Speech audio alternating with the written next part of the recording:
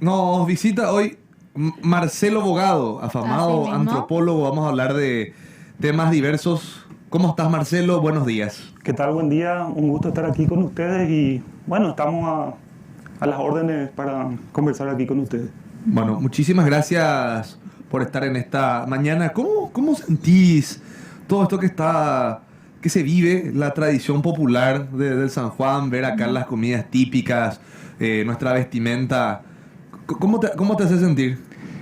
Bueno, antes que nada, decir que todos los pueblos, todas las naciones tienen sus tradiciones y que son cosas que nos identifican y que forman parte de nuestra identidad y que, bueno, es algo que nos acompaña prácticamente desde que nacemos hasta que morimos y nos acompaña incluso si es que nos vamos a otros lugares. Ustedes sabrán que, por ejemplo, en países donde viven paraguayos, festejan también el San Juan, es una cosa Sí. bastante frecuente y que también es un momento en el cual se encuentran con gente que comparten, digamos, tradiciones y bueno, se sienten a gusto haciendo eso. Vos estudias mucho la cuestión indígena y acá en todo esto que vemos hay un componente indígena, me imagino. Sí, seguramente. Resulta ser que nuestro país, como todos los países latinoamericanos, tiene un conjunto de raíces, digamos, que se mezclan y que en algún momento ya es difícil de distinguir qué viene de dónde, pero bueno, con respecto al San Juan, sí, podemos decir que es una tradición que viene de Europa, ¿no?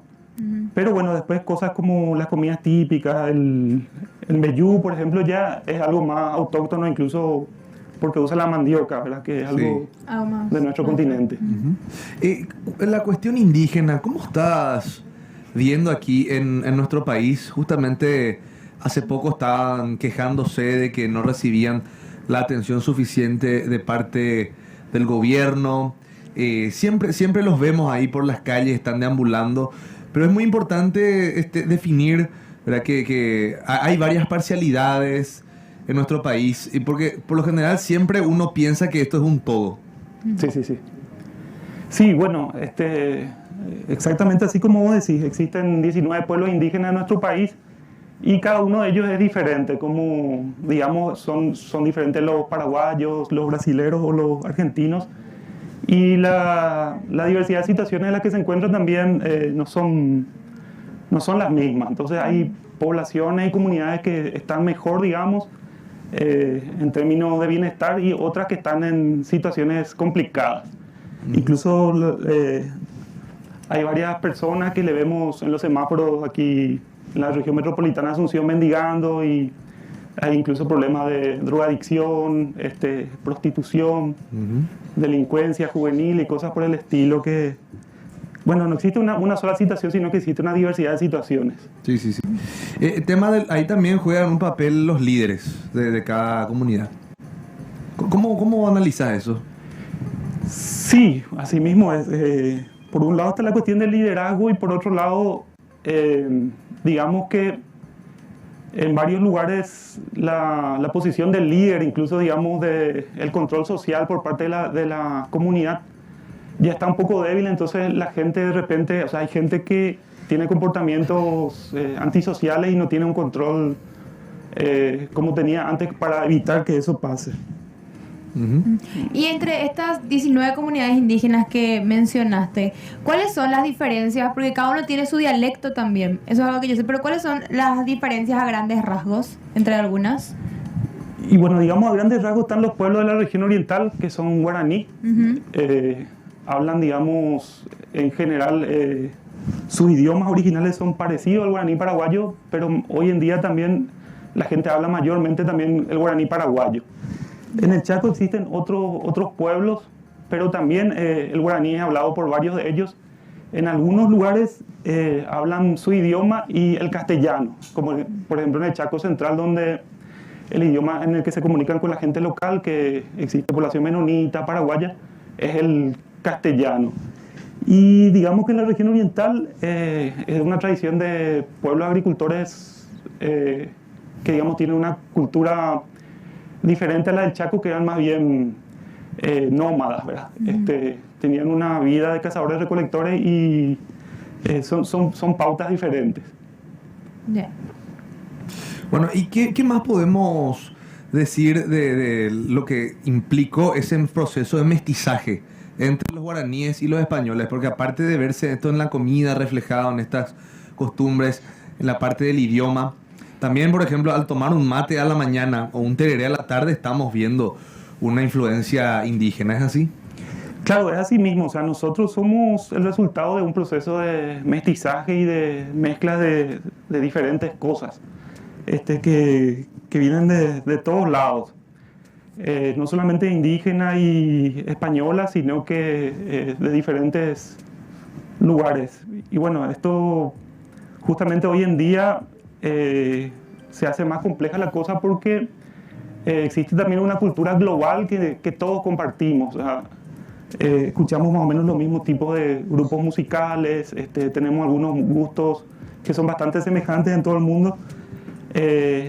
Incluso estamos informados al instante de lo que está pasando en todas partes del mundo, entonces eso también hace que todos nosotros tengamos como una mentalidad un poco más abierta, más allá de lo que es nuestra propia identidad local. Correcto. A ver, ahora si tenés alguna pregunta más, ¿está todo claro? Tato, para mí está súper claro porque justamente esa era la pregunta que iba a tener en cómo se dio este mestizaje y cómo influyó en nosotros también. Y vos, por ejemplo, ¿qué dirías que es lo que más se nos quedó, además del idioma guaraní? ¿Qué es lo que más tenemos nosotros? Porque nosotros, como dijimos, somos ya mestizos. Pero además del idioma, ¿qué es lo que vos pensás que más se nos quedó de los guaraníes? Bueno, antes que nada el idioma, que una buena parte de la población paraguaya habla el idioma guaraní como lengua materna. Uh-huh. Y bueno, después hay muchas cosas en común, sobre todo en la población campesina, con respecto a los guaraní actuales. Existen, por ejemplo, cuestiones de creencias sobre enfermedades, así como el camburú yeré y cosas por el estilo, que comparten los indígenas y los paraguayos. Y después todo lo que tiene que ver con los conocimientos tradicionales también de, por ejemplo, cuestiones como esa, cómo se hace un sombrero pirí o un techo de paja o cosas por el estilo. El tereré, obviamente, también. La parte medicinal de todo lo que es la herboristería también tengo entendido que es una herencia de los guaraníes. ¿Es así? Exactamente. Eso es un patrimonio que más que menos en nuestro país, sobre todo entre los campesinos, conocen una cantidad impresionante de plantas medicinales y sus usos, al igual que los guaraníes también. Bien. Y cuando me mencionaste que hay comunidades indígenas que no hablan el castellano, por ejemplo, que sabemos que nosotros también usamos el yopara, esa mezcla entre el guaraní y el español, pero hay comunidades indígenas que ni con yopara nos entenderían.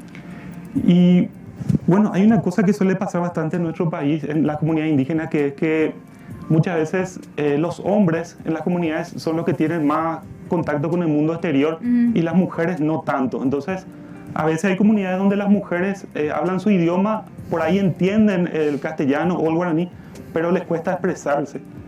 De repente, si vos te acercás a una mujer macá en la calle y tratás de hablarle, te vas a dar cuenta de eso, ¿verdad? Los macá que están acá bastante en la región metropolitana de Asunción. Sí. Pero con un hombre sí, él te va a hablar en castellano o por ahí en guaraní, pero a la mujer a lo mejor le cuesta expresarse. Ya. Marcelo, muchísimas gracias por compartir estos conocimientos. Yo creo que es algo sumamente útil para nosotros y para la audiencia, ni qué decir. Así que más que agradecidos nuevamente con tu presencia y poder aprender acerca de esta cultura ancestral que la tenemos que rescatar y sobre todo valorizar. Bueno, muchas gracias por la invitación y cualquier cosa estamos a las órdenes.